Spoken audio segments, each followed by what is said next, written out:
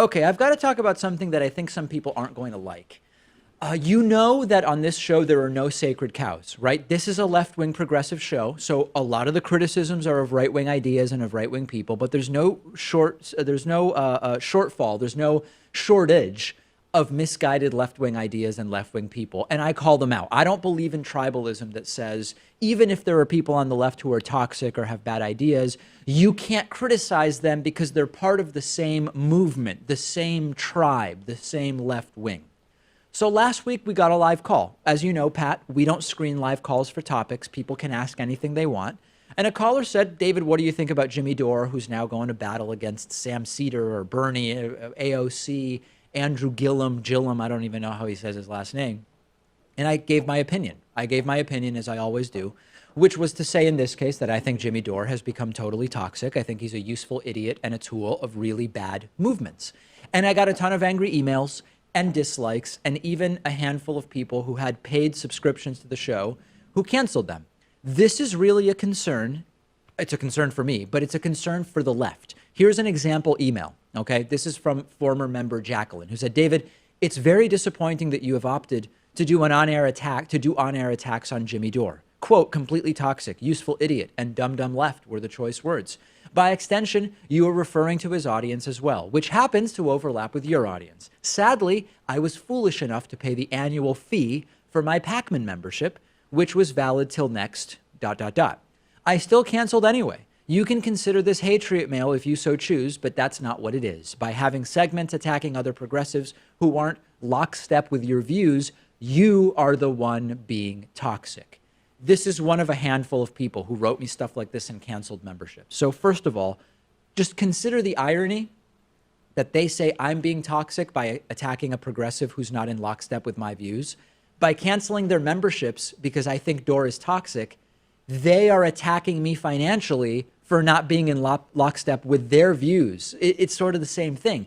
This is really important, okay? Don't miss the irony of that. But more importantly, the left can't be like this, okay? There are bad ideas on the left and right. There are bad faith actors on the left and right. There are way more on the right, and we mostly focus on the ones on the right. But consider the opposite. When I get a call that says, David, what do you think about the direction Jimmy Dore has gone in?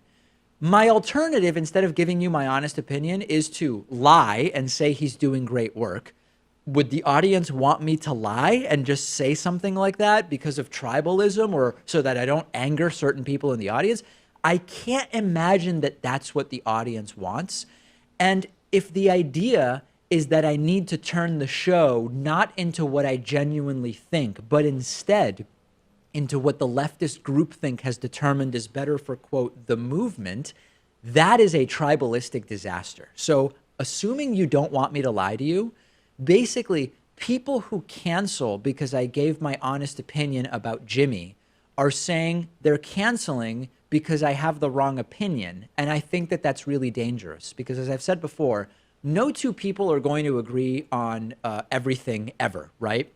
And if independent media is going to survive and thrive, which I believe it needs to do, okay, it can't depend on the financial support that exists only up until there's a disagreement on one issue, right? Of course, people can choose to support me or not support me for any reason, right? Or any other show for that matter. But this is why the right is succeeding in so many ways. They have made a commitment where they say, let's support people who are basically on our side. They might be anti-gay, but if there's a pro-gay rights Republican who's mostly on their side and helps their movement, they support that person. They are anti-abortion. But if there's a pro-choice conservative that's generally furthering, I don't know, their small government views or their low tax views or whatever, they support that person. If this is how the left is going to decide who we support, we're going to fail, okay? And by the way, if we apply the no support if they say one wrong thing idea, what about all the people who are supporting Jimmy Dore despite the fact that he did at one point push Seth Rich conspiracy theories? If you don't buy that stuff, and I think most people in my audience do not, wouldn't that be disqualifying of your support for Jimmy, right? So the main point is, let's not allow ourselves to be ripped apart in this way. And we can't do this type of tribalism. This type of tribalism is going to destroy the movement from the inside out. If you really think the problem is only progressives making honest critiques of other progressives when they feel they're warranted and making critiques of the right when those are warranted, that is not actually the problem. And we really need to think hard about what it is that we're saying when you say, I'm pulling my support because I disagree with you about this issue or that issue, or think that it should be off limits to criticize other progressive media. I want to hear from you about this. There is a just blockbuster, bombshell, new story that we must talk about. And I want to kind of set this up for you by telling you what this is not about.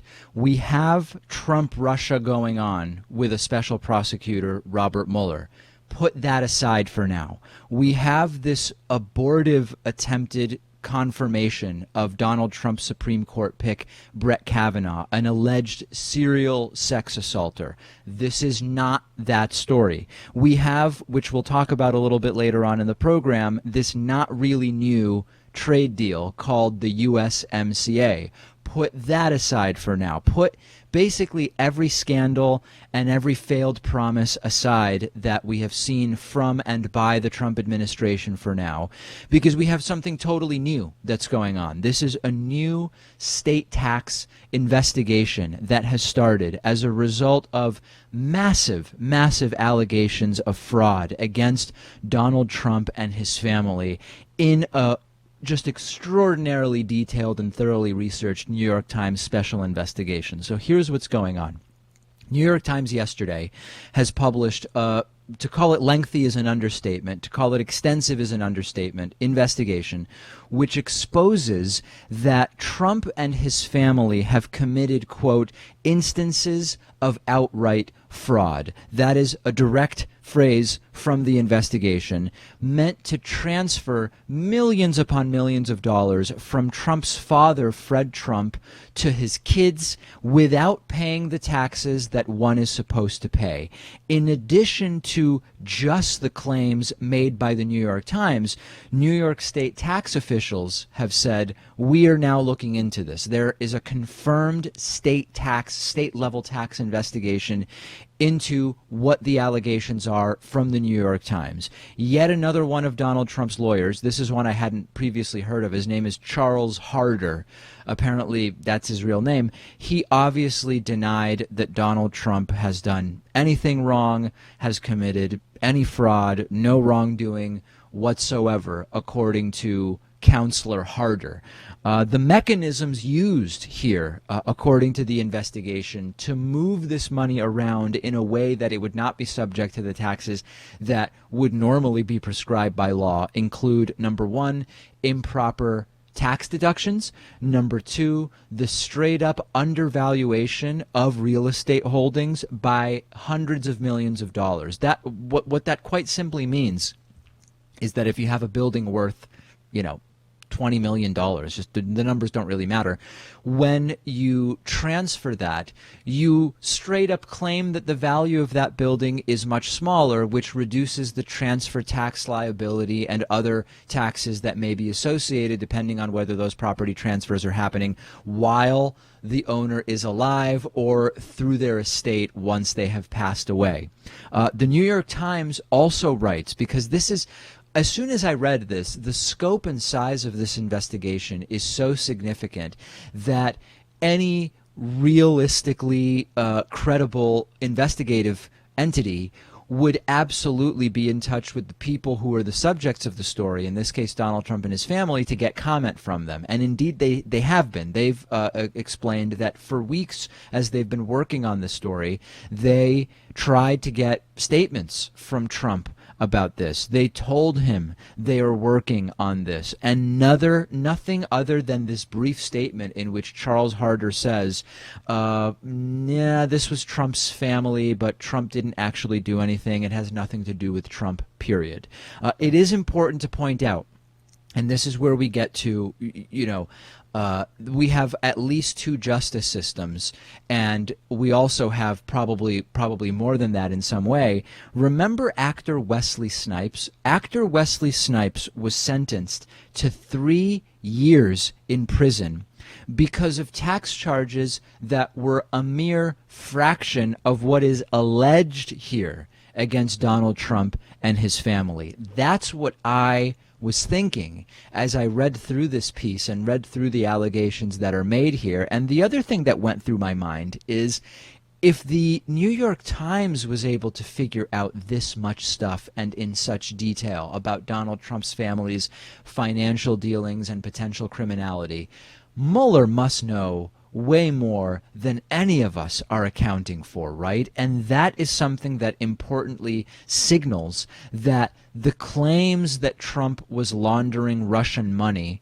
those claims are even more credible because it appears as though his entire family has been doing exactly those types of financial manipulations through real estate for decade upon decade. Think about that for a moment. If you read Trump's been laundering money for Russians for years, might be true, might be circumstantially supported by things we know about Donald Trump and what he and his sons have said. But we now have specific allegations from the New York Times, extraordinarily well-researched allegations, that the Trump family has made it not a habit but a sort of way of life to use real estate to move money around in ways that are evading what the law is surrounding that money. It is significantly more believable. It's almost obvious that, of course, Trump was doing money laundering for the Russians through real estate. He learned how to use real estate to move money around discreetly or surreptitiously from his own father, if this investigation is to be believed. So in the last 24 hours, consider what we've learned in the last 24 to, I guess, 36 hours. We've learned that Brett Kavanaugh, and we'll talk about this momentarily, tried to fix his alibi before Deborah Ramirez's allegations were made public via the New Yorker article and potentially tampered with witnesses. We learned that Donald Trump tried to get Stormy Daniels silenced in advance of that story going public. And now we are learning more and more about the really undeniable reality, as we've suspected for a long time, that Donald Trump's wealth likely came not just from that small loan of $1 million from his dad, but also from massive criminal level tax fraud, which we are only starting to learn about. One other just little note, it's very interesting to me that the way that this was supposedly being done, according to the New York Times, it involves sort of more nuanced and sophisticated accounting and tax stuff. And then it also involves just basic lying about how much buildings are worth, which is sort of exactly emblematic of how Donald Trump does things. He will lie and deceive in ways that are more sophisticated, and then he'll straight up lie to your face, which is exactly what you're doing when you say, my $50 million building? No, this isn't a good building. This thing's only worth $2 million. We will absolutely be following this, and again, there is now a new investigation by the New York State Tax Department, and we'll see what they ultimately come up with. Let's focus in now on lies while under oath by Brett Kavanaugh. We already talked about how he straight up didn't answer many questions during that hearing where we heard from Brett Kavanaugh and from his first of many accusers, Christine Blasey Ford. We already talked about the fact that many times senators started picking apart his claims that he never blacked out from drinking to the point where he might not remember what he did on some nights. We already talked about how his sort of baseline unhinged nature makes him fundamentally unfit to be on the Supreme Court. But now I want to focus in on lies that he told. Remember, Senators Jeff Flake and Chris Coons, who called for this investigation, last night said if any lying is uncovered, that's likely the end of this nomination for Brett Kavanaugh. So this matters, okay? It's really important to understand that Kavanaugh is lying about lots of little things, and that should disqualify him from being on the court.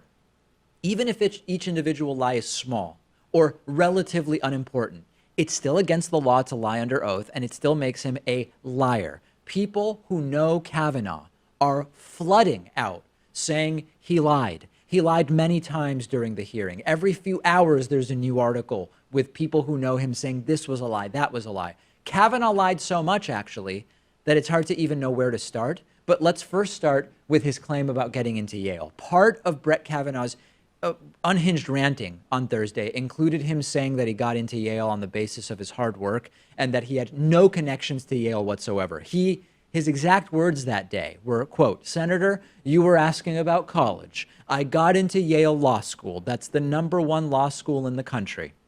I had no connections there. I got there by busting my tail in college."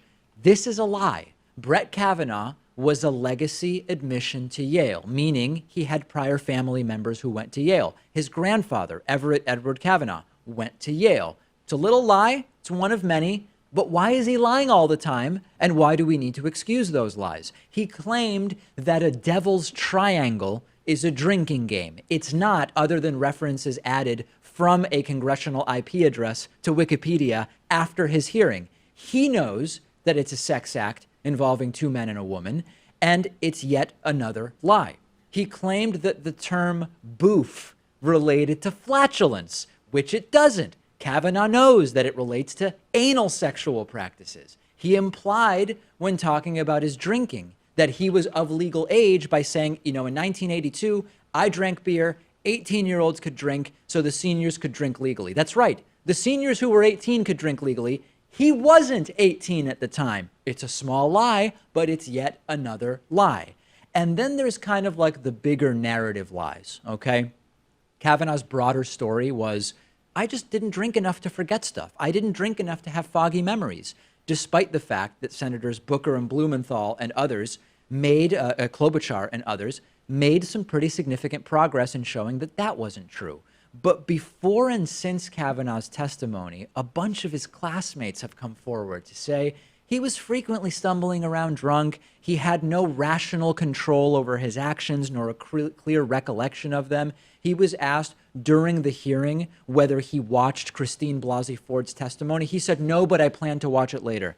It was widely reported in multiple media outlets that he was watching the testimony. The fact that Kavanaugh lied so much about so many little things is actually indicative of his "they can't touch me" attitude, which he shares with who? He shares that attitude with Donald Trump. When you were this willing to perjure yourself, you should not be on the Supreme Court. You really shouldn't have any government job. Private companies are free to decide, Pat, do they care about the fact that this guy lies all the time or not? He really shouldn't have any government job. And as I said before, it's not likely that there's going to be a perjury charge proven here. It's unlikely we're even going to get a perjury charge. But at least one senator is getting tough on the crime of perjury by Supreme Court nominees, and that's Bernie Sanders, who has now actually written a letter to Chuck Grassley, who's been running this entire circus of a confirmation hearing, saying the FBI should investigate not only the claims of the accusers, but also whether the guy lied, whether he perjured himself. And in his letter, Bernie Sanders said, in order for this FBI investigation regarding Judge Brett Kavanaugh's nomination to be complete, it is imperative the Bureau must not only look into the accusations made by Dr. Ford, Deborah Ramirez, and Julie Swetnick, which they're not doing, by the way, it should also examine the veracity of his testimony before the Judiciary Committee. Obviously, Bernie also points out that they should investigate the claims of all three women. They're not doing that either. Julie Swetnick attempting to get in touch with no luck.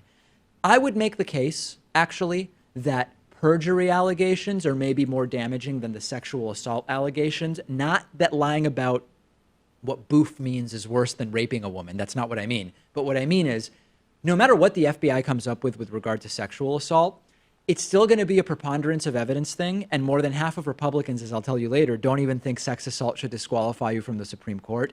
In that sense, if you perjure yourself, it's much more cut and dry. Republicans will still say, I don't care, put him on the court. But I actually think that you can make the case that being a sloppy drunk in college isn't necessarily disqualifying from being on the Supreme Court.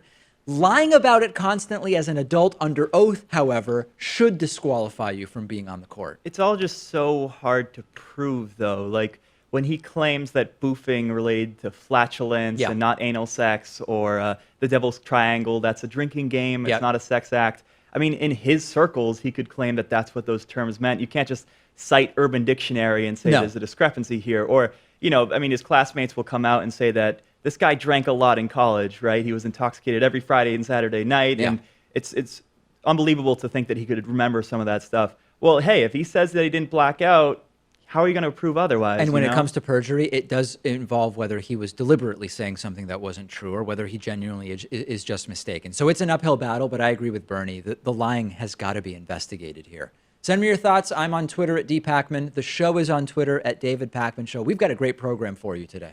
Okay, I want to talk about a sort of bigger picture story that relates to Brett Kavanaugh, but is actually sort of about Donald Trump and the Trump-Russia investigation. And you might hear that and say, I don't really understand how those things go together, and I'll explain to you how they go together. Every single time that there is another allegation against Brett Kavanaugh from a sexual assault accuser, or every time that another Kavanaugh classmate says he lied under oath about this or he lied under oath about that, every time we figure out something else that Kavanaugh just hasn't been upfront about, right? You hear from more and more Republican senators who say, you know, I really need to think about whether this is somebody that I can support.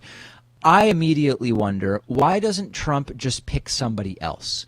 And the reality is that at any time, Donald Trump could call up Brett Kavanaugh and say, listen, I need you to step aside.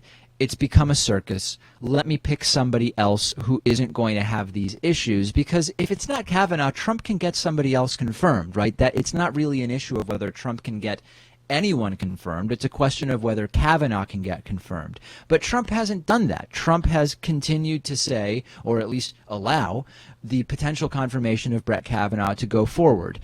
I've up until now basically been of the mindset that the reason Trump is continuing with Kavanaugh is Trump's personality. Trump doesn't want to be seen as losing. He would see it as a win to get Brett Kavanaugh on the court, and he would see it as a loss if for whatever reason he ended up having to pick somebody else, even though either way you're going to end up with a conservative Supreme Court justice on the court. So increasingly I've started to think it has to be more than just that. It can't just be that Trump simply wants to win with Kavanaugh, because this is taking a long time. A lot of political capital is being expended here. What else could it be? And there's an entire other storyline that could explain Trump's desire for it to be not just any conservative justice, to a judge to be put on the Supreme Court as a justice, but specifically Kavanaugh, and it relates to Trump and Russia and Robert Mueller's investigation. And that's what I want to explain to you today and see what you think about it. If you are a president who's being investigated for possible very serious crimes that you've committed, potentially, by a special prosecutor, Brett Kavanaugh is exactly the type of guy that you would want as the ninth vote on the Supreme Court. Why? Well, Kavanaugh has argued not only that you can't indict a sitting president, there are actually a number of legal experts who agree with that, but that presidents shouldn't even have to face criminal prosecution or criminal investigations while they are presidents, and that presidents don't even have to follow laws that they deem to be unconstitutional. There's a major piece of case law around investigating presidents, which is U.S. v. Nixon from 1974. In the past, Kavanaugh has questioned the correctness of that decision many times. On the question of whether a sitting president can even be subpoenaed to answer questions, again, that's something Trump is dealing with right now. The point of view of someone who disagrees with U.S. v. Nixon is very clear. If you think the 1974 Nixon case was decided incorrectly, as Kavanaugh has stated, you're probably going to rule, if it came before the Supreme Court, that Donald Trump cannot be subpoenaed to testify as part of this investigation. If Trump ultimately wants to fire Robert Mueller, and that decision were to end up before the Supreme Court, if you're a judge or justice like Kavanaugh, and you think that the 1974 Nixon case was decided incorrectly, you probably rule in defending Donald Trump's firing of Robert Mueller if it were to take place. Now, defenders of Kavanaugh and Trump will write into me and they'll say, well, yeah, he has been critical of that 1974 decision, but at other points, Kavanaugh has also said that he thinks the decision was made correctly. I think without a doubt, the most recent and relevant statements that Kavanaugh has made about that decision are that he doesn't think it was the right decision. When during his confirmation hearings, Kavanaugh was asked by Senator Kamala Harris whether he had conversations about the Trump-Russia investigation with anybody at the law firm of Mark Kasowitz, who had been representing Donald Trump in that investigation, he gave non-answers. That's another reason Trump may want Kavanaugh specifically, because Kavanaugh may already have been involved in discussions about the Trump-Russia Mueller investigation. And one can even argue, actually, that Kavanaugh's lying and unhinged, sort of erratic, out-of-control demeanor during last week's hearings might also be part of why Donald Trump wants him on the court, sort of an audition for it. Trump wants Kavanaugh on the court because, quite frankly, he wants an angry, erratic, dogmatically loyal guy who believes in almost totally unfettered presidential power, and he wants that person on the court as soon as humanly possible so that Trump can get back to interfering with and getting in the way of Robert Mueller's investigation. This means it's not only incredibly important to block Kavanaugh, but we've got to take over as many seats as possible in November, in those November midterms, which are now just over 4 weeks away, because not only is this a play to influence the judiciary of the United States for decades, Kavanaugh in his early 50s, it's a direct play to continue interfering with the Trump-Russia investigation, which we know has been one of Donald Trump's top priorities for a very long time at this point. Send me your thoughts. Could this be why Trump is sticking with Kavanaugh when pretty clearly at this point it would probably be easier just to get somebody else confirmed? Make sure you follow the David Pakman Show on Instagram at David Pakman Show. Follow me on Instagram as well at david.pakman, behind the scenes pictures of my temporary studio for the week and much more. Quick break. I will interview economist Steve Keen coming up next. You know, there is something special about Donald Trump. And this next clip that I'm going to play demonstrates, and I'm obviously saying special tongue in cheek, but take a look at this clip where Cecilia Vega began to ask Donald Trump a question, and he insulted her in the very Trumpian fashion. She's shocked that I picked her. No. She's like in a state of shock. I'm not thinking, Mr. That's President. okay. I know you're not thinking. You never do. I'm sorry? No, go ahead. Go ahead. In a tweet this weekend, Mr. President, you said that it's incorrect to say you're limiting the scope of the FBI investigation. What does that have to do with trade? I don't mind answering the question, but, you know, I'd like to do the trade It has questions. to do with the other right? headline in the news, which is the Kavanaugh I know, but nomination. how about talking about trade, and then we'll get to that. Okay. Here. I'm sorry for laughing. But Donald Trump is such... I can't say it on David's program because I know we go over the radio airwaves, but Donald Trump is an extreme a-hole. He is a jerk to the point of absurdity. I mean, it's the moment is a horrible moment for America, to be sure. It is disgraceful for the president of the United States to behave in this manner, right? To insult this woman for no reason whatsoever. None whatsoever. It does show, I really do have to list all the things wrong with this before I go into what I was going to say. But it really shows his disdain for women. It shows he has absolutely no respect for women, which is the same thing, but I just have to reiterate. It really shows that Donald Trump views women through the lens of condescension. And this is reflected through his life, particularly with the accusations against him. I mean, it makes total sense that he would want somebody like Brett Kavanaugh on the Supreme Court because that is the same type of personality that he has. And so this is a really disgusting moment for the president of the United States, for this country. But also nestled in that is the fact that Donald Trump is a coward. mind you, I still have something else to say about this at the end, but I have to point this out as well. Donald Trump is a coward. Did you see the fierceness in Cecilia Vega's voice, tone, demeanor, and in her eyes when she said, "Excuse me"?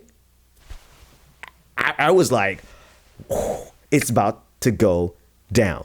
Like, if you've ever stepped over the line with a woman in general, because what I've learned about women, which is absolutely amazing and great, is that they really are not going to bite their tongues.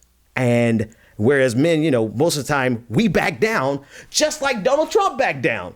Look at how he backed down. I mean, he says this insulting, condescending statement to this woman, and as soon as she checked him, she didn't even get into it. All she had to say was, "Excuse me," and he backed down like the coward that he is. I mean, this is the quintessential example of a chauvinist, we'll leave it there, of a chauvinist pig who tries to insult a woman, quickly realizing that he cannot go toe to toe with this individual. So a shout out to Cecilia Vega for that